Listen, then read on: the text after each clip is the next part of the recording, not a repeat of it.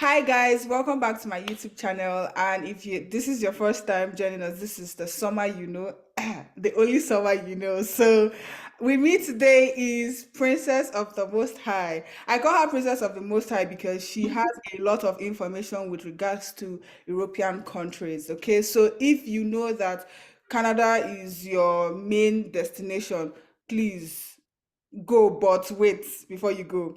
Why I'm saying you should wait is because you can actually go to these European countries first and then come to Canada as your final destination. But trust me, I feel like when you go to these European countries, you would not need to, you know, come to Canada. This is my honest opinion, but if you decide after going to these countries that you want to come to Canada, absolutely. So, but before we dive in, let's introduce our guest. Princess, please, would you mind introducing yourself? I mean, give us a full blown, you know, rundown of who you are, what you've done, what you're doing. I know that you've helped a lot of people relocate abroad. Just, give us that whole A game. Over to you. All right, so hi everyone. My name is Princess Chukudi, and I work as an admission representative, um, co-founder of Vidal Signatures Consults. We assist students get into schools in need of them. So yeah, this is basically all about me for now. Thank you. Interesting. So, I mean, I know that we had the go to talk about different countries. We're going to start with Portugal. So I want you to just give us an idea of what it's like to, go to Portugal. Okay, let's see this as someone that I don't know anything about going to Portugal. I don't even know what it's like. Okay, I see a lot of information online, but I cannot digest it. Speak to us like we are like a baby who is being trying to be nurtured about this. Yeah. Okay, so first, Portugal is one of the cheapest countries you'd like to study in. Tuition is as low as 900 euros. And amidst the 900 euros you get to pay for your tuition, you're allowed to pay in installments. So you can imagine paying tuition for about 900 euros and you're still allowed to pay in installments. As if that is not enough. I know a lot of people want to travel with family, especially when it has to do with studies. So as a master's applicant or PhD applicant, you are allowed to travel with your family if your visa is approved.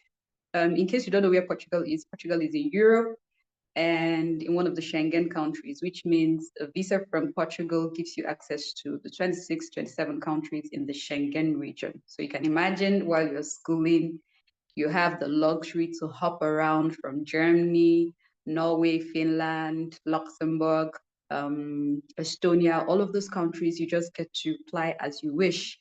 And your work permit as well. Thank God for remote opportunities. I can't stress that enough. Your work permit gives you access to also borrow some opportunities in any of those countries that you find yourself, despite being a resident or a student in Portugal. So this is basically one of the important things you should consider if you're planning to study in Europe and you do not know where to start from. Then Portugal can be a stepping stone for you. And from there, you can thrive and move on. If you're wondering language, what is going to happen to me, Portugal is becoming an amazing hub for tourism, which means if you're living in places like Lisbon, you get to communicate in English. So most of the job opportunities available, you can work in English. But that doesn't mean you wouldn't learn the language, because one beautiful thing about Portugal is while schooling, it counts towards your 3 years of PR. So in 3 years, you get your permanent residency. And in 5 years, you get your citizenship, despite not being an English-speaking country. I don't want to run down on some other English-speaking countries, but you can count how many countries that will give you Yeah. such luxury. That is, as a student, it's counting towards your PR in just 3 years. And then in 5 years, you become a citizen. So you need to learn the language, but I believe 3 years or 5 years is enough time for you to learn. And in the midst of learning the language, the government pays you to learn. So it's quite an open economy. It's quite an open culture to foreigners. You get to learn, they pay you. You can imagine coming to somebody's country as a foreigner, the government is telling you take 100 euros or 200 euros while you're learning our own language. As if that is not enough, they still give you Fantastic. some time to pay your tuition. They still give you some time to pay your tuition in installments. So you're working and you're able to, pay that tuition. Even if you're crawling, I feel you should be able to pay 1,000 euros in installments. Even if it's just to clean walls in the country, you should be able to do that if you're diligent and quite a determined person. And then the education system is wired in a way that you can school in the evening and then work in the day. So if you have other skills, you can do your 20 hours per week job and then use your skills to do one or two things that will also add to your finances, and then you go to school in the evening. So these are some of the things you should consider if you're looking at, is Portugal a good place? Well, this is it. Just sorry, So I Princess. don't stay on. Just a quick one. Do Go you ahead. think, as an international student in Portugal, that I can work and pay my tuition fees in that country? Because I mean, one thing. Very well. Oh, interesting. What's the minimum wage in Portugal?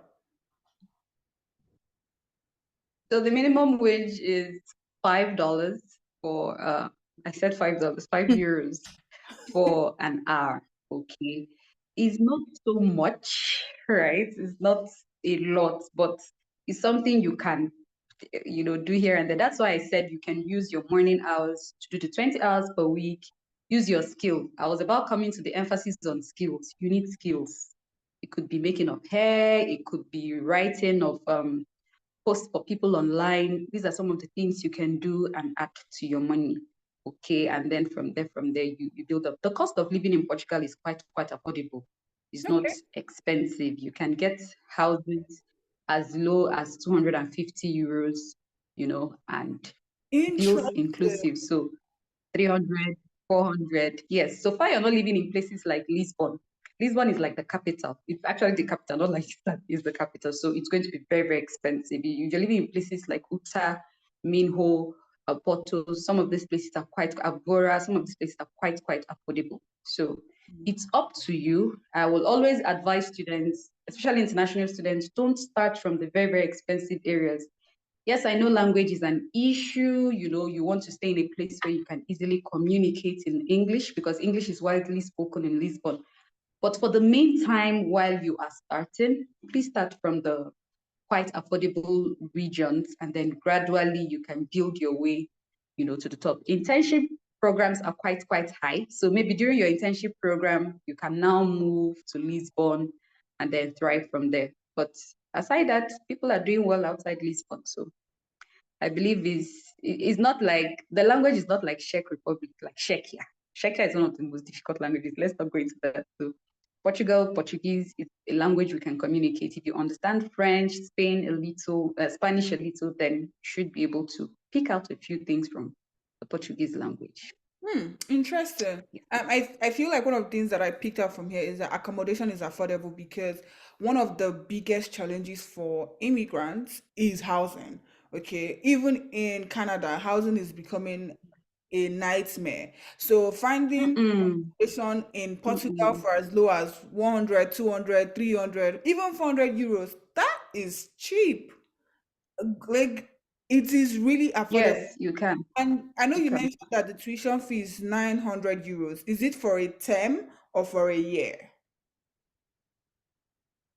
for a year. So You depending on the don't program, that's why I said say. depending on the program. Hey, Depending on the I was program, you actually can thinking get that it was tuition for as a low as term. 900 euros. No, Wow. no, no. It's for a year. Yeah, Wow. it's for a year. Wow. Uh, Guys, the I hope downside is undergraduate students may not uh, be eligible for this because the process for undergraduate students to get in is quite strenuous. You have to get a Portuguese eligibility exam, and I know a lot of us are not willing to do that. do that. So apart from that, too, the visa success rate for undergraduate programs or undergraduate applicants is quite low. So in most cases, I don't even advise it. If you come to me and say, "Oh, please, I want to," because of how low the tuition is, I want to study my bachelor's program in Portugal, I'll just tell you no. I won't advise it. If you insist, well, you can do it You're on your willing own. to In go most through cases, admission is not yes. an issue, Yes, if you're but willing to go through the visa, absolutely. Oh wow. yeah. 900 euros in Hmm. a year. Why are people sleeping on this opportunity? Like, you don't need to go to a country that is asking you to, Well, they don't know. oh wow. Hmm. So Yes, they I don't mean, know because in most cases, they don't know actually. oh wow. That's Okay. just what I feel. They don't know. And then people just say language. They'll tell you language is Yeah, not but I feel actually. like if it's only going to cost you to learn how to speak their language for you to have access to a lot of affordable things, why not just go there? I know a friend of mine who is in Poland and she has been there for 4 years. She's working in one of the, she went as a PhD student, working in one of the top tech companies. And it was at the point that maybe she wanted to now get to a particular stage in her life. She was like, I think I'm going to go and learn Portuguese. I'm sorry, Polish, not Portuguese. Portuguese is for Poland. Um, Polish. Yeah. yeah. So she's Yeah. now learning how to speak Polish because it's it's very good. You know, even when you're in Canada, it's bilingual. They know how you need to know how to speak French. But that doesn't mean that there French. are not English speaking jobs. They are, but if you have French, you are an asset. Like you're a Exactly. you get like you're everybody will be looking for you. I want to learn French just because I want to be able to communicate with people. And if there's any opportunity and they're like, oh, they need you to be bilingual to either do a conference or whatever, I'm a perfect fit. That's why I want to learn it. And because Mm-hmm. you cannot only know how to speak one language. It doesn't they don't expect you to even be a professional. That is even the beautiful thing about all this. So I would Yes, advise just someone the basic communication skills.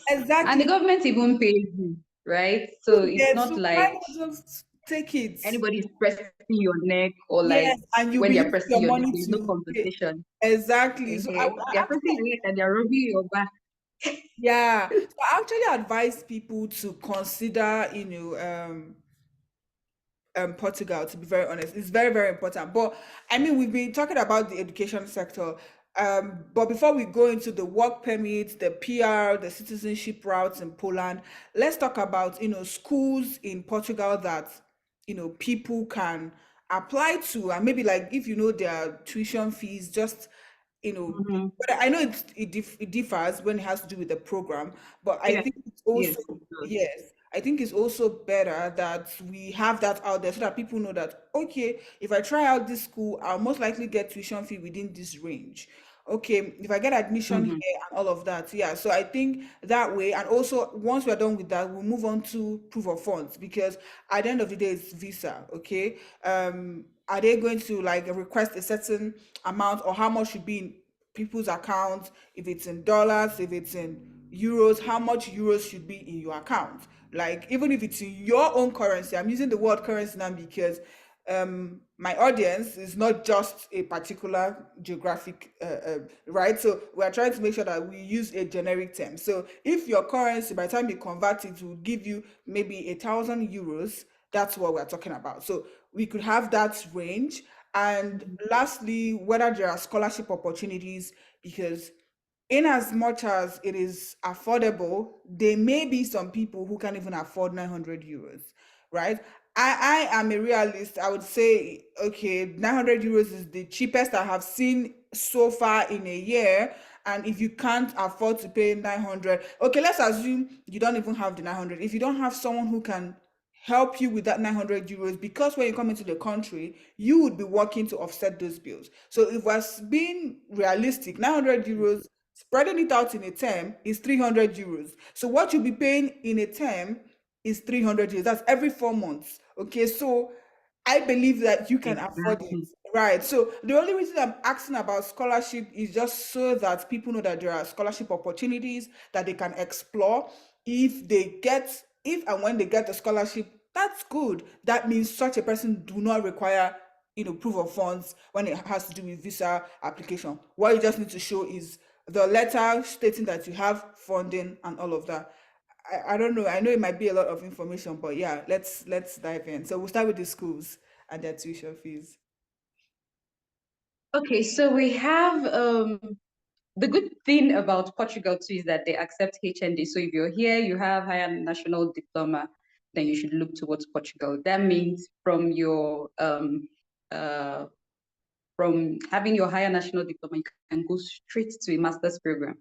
Other countries might require you to do a diploma, a bridge program, some sort of. But in Portugal, we allow you to run your master's program. So most of the schools I'm going to be giving you now are schools that would allow you to use your HND to go for a master's program, your 2-2 to also go for a master's program. I'm not sure of a third class. So if you have a third class here, maybe we can talk about another country that accepts that, but I'm not so sure about Portugal. But I'm sure of HND and 2-2. So with this, you can apply for a straight master's program.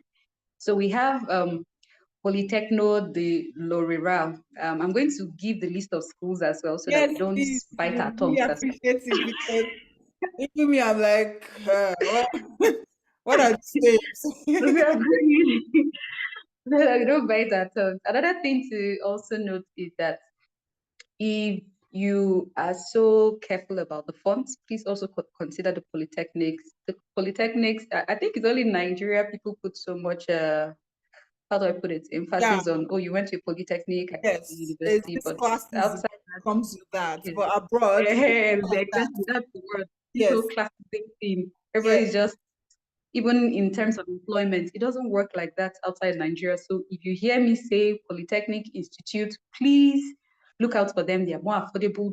It's the same standard of teaching, so look out for them. Then we have University of Minho, University of Algarve. University of Algarve is one of the universities where we have lots of Nigerians and Africans, to be precise. University of Algarve and University of Evora. These two universities, I don't know what a lot of people, Black people are looking for there, but you're looking for a community where you're going to find a lot of Black people, then you should consider these two universities that I mentioned. I think the city too is quite affordable. So this is why a lot of our people are there. So in terms of community help, you need it. So you might want to consider some of those universities. Then we have the University of Porto. I've called the University of Evora before.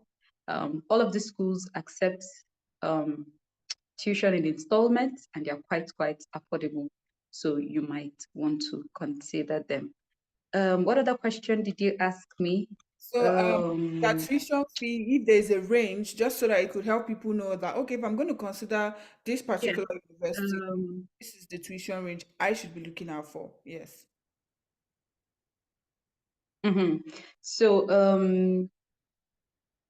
the Polytechnic I mentioned is 1,800. Like I said, Polytechnics are lot affordable. Okay, so if you're looking out for schools where you are going to, like this school I said, you need tuition of about, they pay tuition from 900 euros and above, is also a polytechnic, so you might want to look more into polytechnics. So I'm going to still drop the list of schools, more of polytechnics as well, so that you reach out to these schools on your own, send them an email as you wish. And with that, you can proceed. University of Minho is 200 euros and above, and you're still allowed to pay in installments.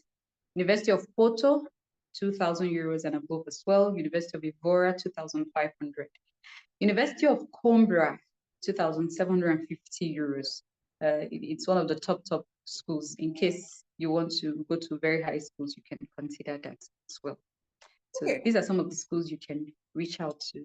Yeah. Okay, great. Thank you so much. While we're still on the whole study and school, what are the admission requirements? What should every applicant have before he or she can apply to any of these schools? So beautifully, this is one of the reasons why I love Europe. I keep saying it. If it's in Canada or US, Australia, New Zealand, all these countries, they're just calling big grammar, right? GRE, right? IELTS, right? Look for professor, look for this one. We are not interested in all of these things. Just your statement of purpose. Some schools may not even require your statement of purpose. Okay. Then have a strong CV. Somehow, Portugal is quite particular about CV because they use your CV to grade you. They do point-based admission. So some sort of maybe 1/10 or 5/10. So just like that, it's a point-based admission. And the emphasis is on your academic CV. If you do not know how to write an academic CV, please go and work on that. I'm not talking about work CV now, I'm talking about an academic CV, in a way that it sells you, and people will understand that this is an asset we are accepting into a community and our school. He has leadership skills, he has worked for some time. Work experience is actually needed. So please arrange your CV in a way that it makes sense. If you volunteered, which I believe everybody has, you attend church, you attend mosque, all those things are volunteer experiences. There are clubs you belong to back home. All of these things are experiences. The only challenge you're having is how to speak the English very well and then put them properly into your CV. Please go and learn that and adjust it accurately into your CV. Your CV is very, very important. Okay, and then your SOP. So the basic things you just need, are your SOP, your CV, one reference letter. It could be from your place of work or your former lecturer. They are not so particular as well. Okay, your original WAEC results, except you want to go and write IELTS. But if not that, your original WAEC result, NECO, whatever secondary school diploma certificate from your country, please produce it and make sure you have a credit at least in your English language. That's basically it. If you do not have this, some schools might stress that you get an English proficiency letter. Please go to exams and records from your from your university and let them write this for you, properly signed and stamped, and give it to you. Then together you scan them. One more important thing, you need to do something called authentication and legalization. This is the downside, one of most Schengen regions. You have to authenticate and legalize your documents at your home country, the Ministry of Education and Ministry of Foreign Affairs. So in most cases, they do this legalization at the back. If this is your document, they turn it at the back and then they do it. So when scanning your document to the school, you're going to scan the front page and then the back page of that place that was authenticated and legalized for them to see. Before now, I think in 2021, schools used to allow students to send applications without authentication and legalization. But after 2021, that was revoked entirely. So now you must do it. Applications, some schools have already started, but they will be starting fully by December. So you still have one more week, let's just call it, for you Legalize the to do document. that. Yes. And yes, and legalize it. It takes about 2 or 3 days. Even in Nigeria, as clustered as it is, it takes just 2 to 3 days. Can somebody do it for you? Yes, very much. Somebody can do it for you, but please be careful because you're going to be sending your original documents. Make sure it's somebody you trust, and you can trace so that they don't move away with your original documents. So these are Where can basically people get this the legalization? most important things. Just in case if someone wants to do it themselves. Maybe.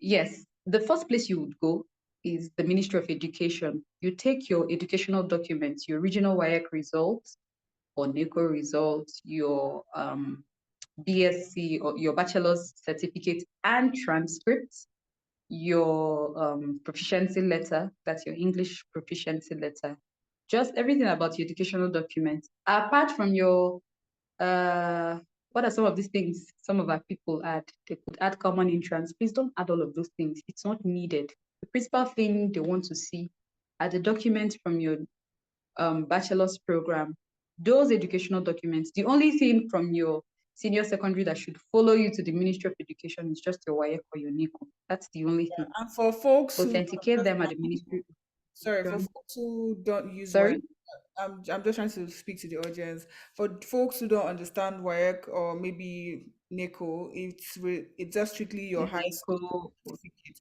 So you could take your high school Yes, certificate. that's why I said your senior secondary school diploma results. Just take it Yeah. and go there. They will. After this, take those same documents to the Ministry of Foreign Affairs together with your birth certificate. That's the only thing that will join you. If you're married as a lady and you did change of name, your marriage certificate, the one the courts gave you, not the one the church gave to you, the one the courts gave you. They don't need newspaper publication, so just the one the courts gave to you. If you did change of name, the one the courts give to you as well, put it together and authenticate it and legalize it at the Ministry of Foreign Affairs. Hmm. That's basically it. Then you scan properly, make sure it's clearly seen, and then you send it to the school. So those are just the most important documents. Any other thing you're adding is your reference letter, which I mentioned earlier. Yeah. And that's all. So you wait for your admission. If you apply in December, you should be expecting admissions January, at most February. We have something called first cycle, second cycle, and third cycle. The first and the second cycle are specifically for international students. It's not like if you apply in the third cycle, they won't admit you, but I won't advise it because you are going to apply for a visa as an international student, except you already have a Schengen visa, then you can apply for the third cycle. The Hmm. third cycle in most cases are specifically for those living in that's the locals or those with Schengen visa already. So as an international student, I'll advise apply in December.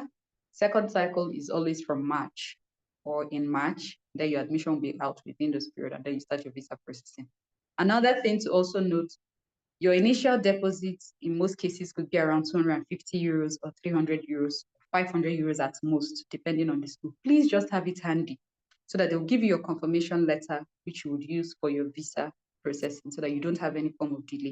Yeah. Okay. They don't insist on super legalization like other Schengen countries. I think we'll still get to that. Yeah. You only do super legalization if you want to apply for scholarship when you arrive Portugal. Mhm. Okay, if you're going to, the schools give some sort of subventions, reductions in tuition to assist international students. So if you're interested in that, after your admission has been gotten, you've paid your initial deposit, you can do something called super legalization. Super legalization is simple. After the embassy has confirmed from your school that you attended this school, then you pay for the super legalization. They will have to stamp those documents. But in most cases, if you're not interested in super legalization, immediately after the school, the embassy has confirmed that you attended this school, they'll just book you for visa appointments for you to come for your interview. So Hmm. you have this option, up to you.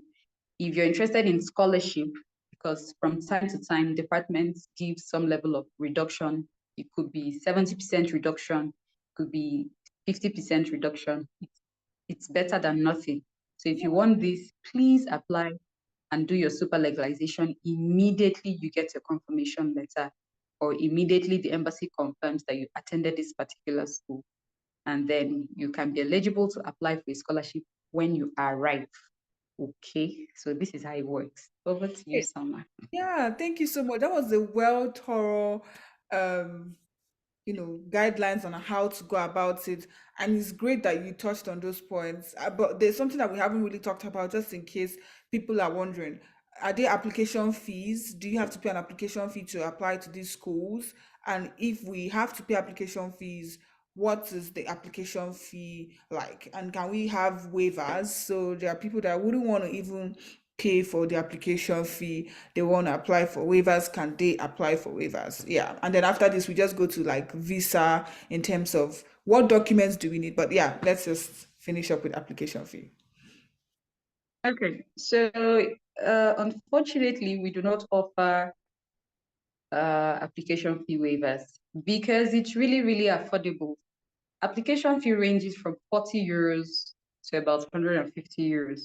And for you to apply to a school that application fee is 150 euros, then it's maybe the capital or a private school. Okay, Hmm. but if it's the government schools, then they are quite affordable.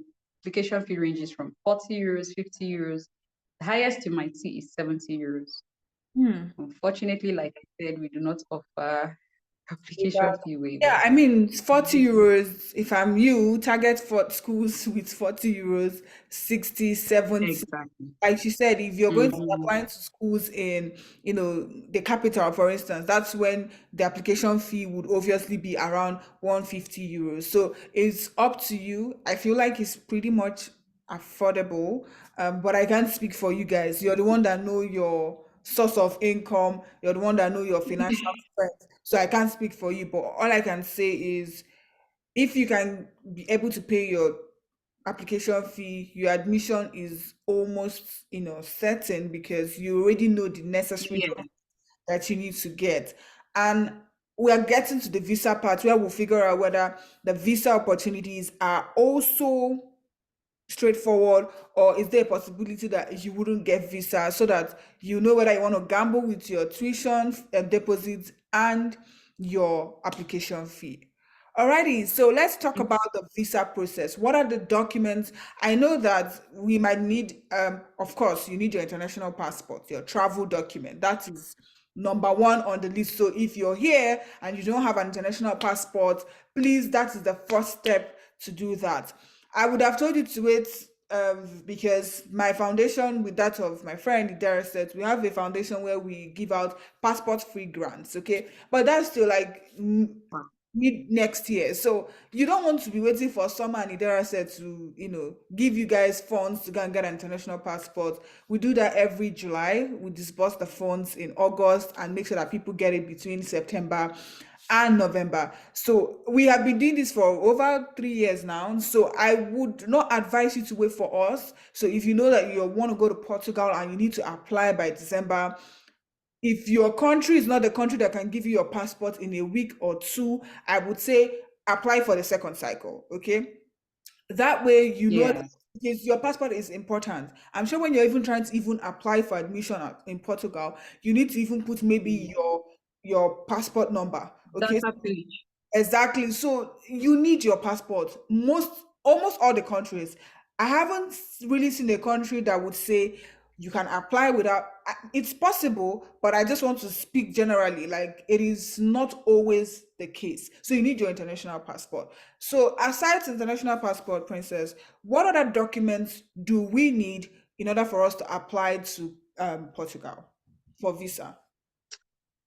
So your invitation letter from the school, which is otherwise known as your confirmation letter, this was why I stated that immediately just have about at least 300 to about 700 euros, depending on the school you're applying for. Okay, it's always the initial deposit. So that immediately your admission is out, you just make this payment and they give you your confirmation letter. In some cases, the downside is if they give you a particular time frame for you to pay that money and you do not pay it, they will insist you complete the entire tuition. So if, for example, your tuition is 1,000 euros and they said, okay, pay 300 euros as your initial deposit, you have from now till the next 7 working days for you to pay this, and you don't pay it. Once that deadline elapses, they'll insist you pay the 1,000 euros before they release that confirmation letter to you. So please have this at the back of your mind before you apply. And then just get the confirmation letter, your proof of fund. So your proof of fund should be around 5,700 euros if you're the one applying. If you're using a sponsor, you need about 11,000 euros because Portugal allows sponsorship for somebody to sponsor you. So if you're using a sponsor, the sponsor can write a letter on your behalf on a letter-headed paper, sign, stamp, take it to the court as well for the court to endorse it and then give it to you. So the statement of accounts, if possible, to get a reference letter from the bank stating that this person has had an account with you for so time, and then they give it to you. Now that you're using a sponsor does not mean you won't present your own bank statement. You also present it. I always advise have a minimum of at least 1,000 euros in there as your own bank statement, your reference letter as well. Put it together. So how Then much sorry, Princess. So how much should our sponsor have in their account, in order to show proof of funds? Should the sponsor also have 1,000 euros? no. If you're using a sponsor, it's 11,000 euros while you have 1,000 euros. Okay, so that's Okay. making it 12. Okay. Yes. But if you're the one sponsoring yourself, then 5,700 euros is okay for you. Mhm. Okay. Yes. With the stuff So if I'm an applicant, I will sponsor myself. here, See, I would rather my sponsor puts that money in my account. That way, I would. at times you can't trust who you're going Oh to yeah, give I your know. money. That's the thing. It now has to do with a lot of trust issues. Yeah. But Mhm. then if you have someone who is, I mean, I know some folks who say, "Oh, I want to sponsor you. I'm going to give you the money to pay your tuition, whatever." and that's it. They now put in the money in your account. Whatever you do with it when you get to the country is your business. If that's your Yes, case, then 5,700 max, 6K euros is great. Okay. exactly. So, guys, Exactly. let's just have a Exactly. little recap on this proof of funds because some of us might miss the point. So, if you have a sponsor who's going to bring his or her statement of accounts, your sponsor should have at least 11,000 euros. Then, even though you have a sponsor, you need to also show your proof of funds, your statement of accounts. So, your own statement of accounts should have at least 1,000 euros. Okay. But if you are self funding yourself, there is no sponsor, have at least 5,700 euros. Please, let's just put Yes. it out there so that you know the difference. Okay, great. Is there any other important information? Maybe when we get to the Yeah. interview stage, what should we go? Your um, your self-sponsorship letter, you need to add it. You need to show how you got your money, what you're going to be doing in Portugal. Yes, they know you're coming to study, but they also need to understand. They need to see. I think Canada calls their own explanation letter, but Yeah. in the Schengen region, we normally call it self-sponsorship letter. So you need to explain in detail where you've been working, with points, if possible, sir, put a reference letter from your place of work to back this up that, oh, you're going for studies. All of these things help. Um, in the whole Schengen, I think Portugal is one of the countries that is quite strict when it has to do with documentation. So please, you want to be as clear as possible, as plain as possible. So while putting that, explain very well in your self-sponsorship letter where you got the money from, how the money came about. If it's somebody that gave it to you, explain, give an evidence, and put it together. Because they will ask you on your day of interview, they will ask you, and your interview is physical. It's not like some other countries that you can do online. You have to travel down to Abuja for Nigerian folks now. So you have to travel down to the embassy for your interview. So on the day of your interview, please go with all of those documents together with you. One more thing to the ATM card of your bank, please take it with you. In most cases, I always advise put a lien. A lien is otherwise known as a no debit order. Put a lien on your account so that nobody will tamper with it or something. You can never tell what happens from point A to point B. So Hmm. put a lien on the account before you drop it with them. And that's basically it. They would ask you, what are you coming to Portugal to do? So these are How like much have you interview questions. paid? So these are the interview questions. Yes, your interview questions. When you come physically, yes, those are the interview questions. How did you come about funds?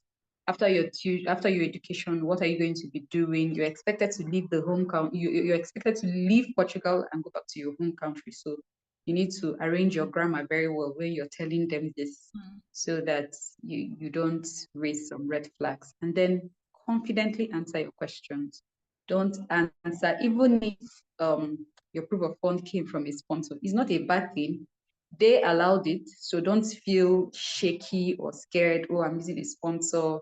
They wouldn't answer me or things like that. No, they will answer you. They allowed this, so please go with it. Then your flight reservation and your accommodation reservation, you can go to booking.com. There are people that sell dumb tickets as well. There are people that even give it out.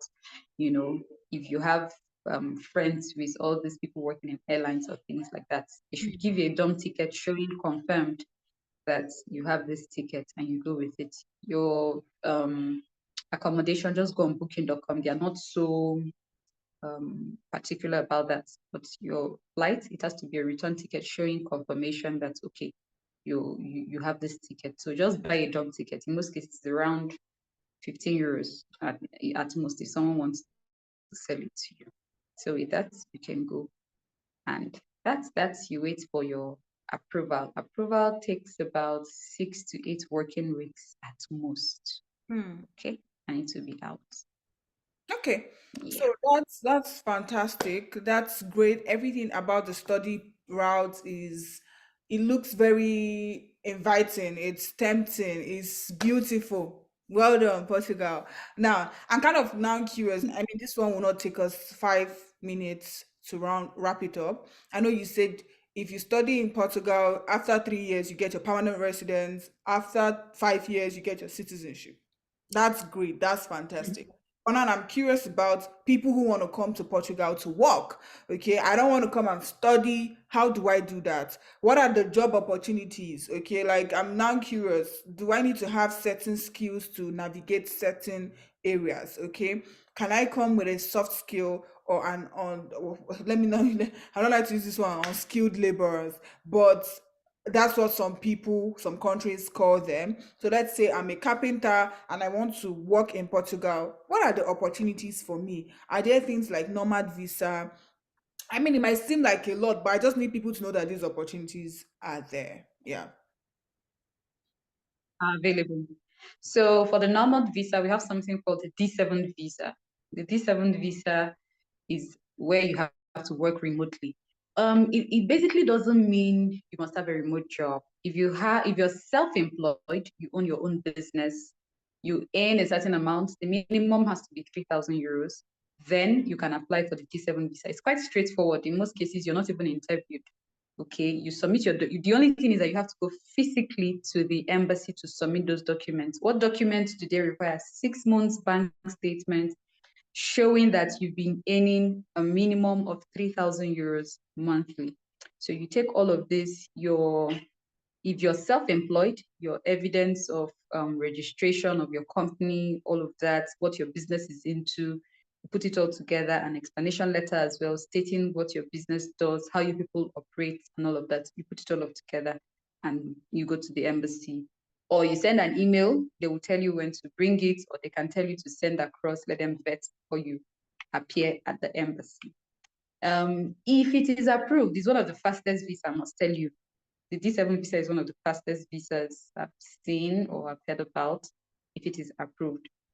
The only thing is that you may not be allowed to work physically when you arrive Malta, when you arrive Portugal. So you must show that for the next 2 to 3 years at least, you'll be staying in Portugal, that you have funds or you have a means of income to sustain yourself while living and working in Portugal.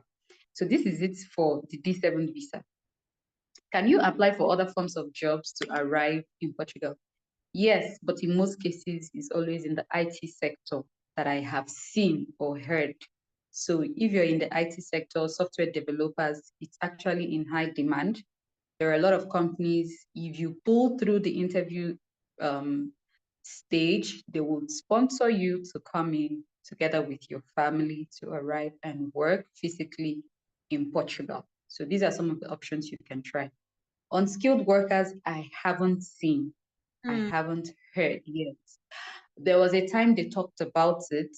Okay, they talked about the no job visa, but unfortunately they streamlined it to Brazilians in particular. So the people eligible for that no work visa currently are Brazilians. So if you're from Brazil and you're on this space, then you should take advantage of it. Just go to the Portuguese website and check out the requirements you need. Again, you need proof of fund for about 1 year to show that you can at least take care of yourself, because you're coming in to look for a job.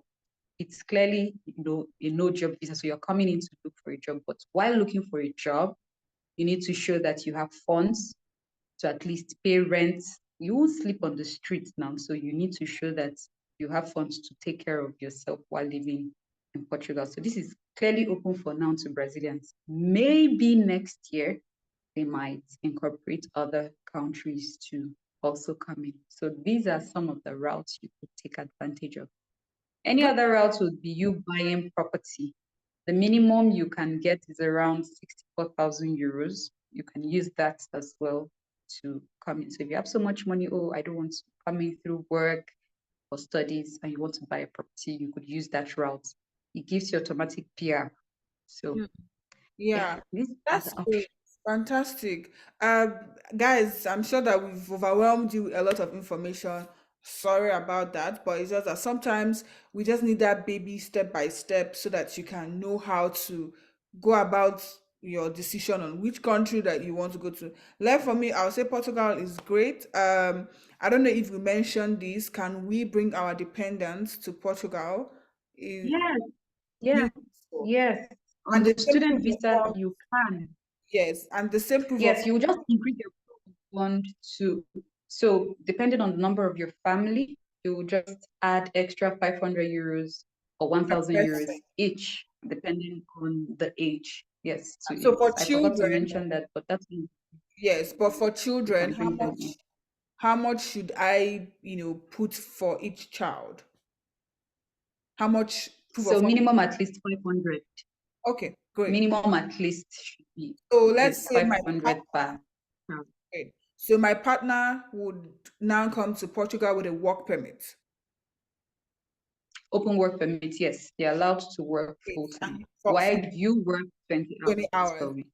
Fantastic, guys. So this brings us to the end of Portugal. I hope by now you are already looking at those schools, and the schools are already in the description. If you want to reach out to Princess, I've already put all her information in the description of this video. Feel free to reach out to her. She helps people to, relocate abroad, and that is something that you want to jump into. To be very honest, when I started figuring out about European countries and the perks that they give, and I'm like, oh my God, this country should be explored by lots of people. Our next video will be talking about Malta, and I don't want you to be worried. This video will be dropped. This video will be aired. Today is Sunday, so you're going to see this video tomorrow, which is Monday. So you'll be getting Malta's video in I don't know, but you shall get it this week. Okay, don't worry about it. Please, please, and please, and please do not forget to subscribe. And I'll see you in the next video. Thank you very much, Princess. Your, the insights, your knowledge is beyond this world. I don't know how you're. So they should give you the minister of all of these European countries because you're really spilling a whole lot. Thank you so much, and guys, we'll see you in the next video.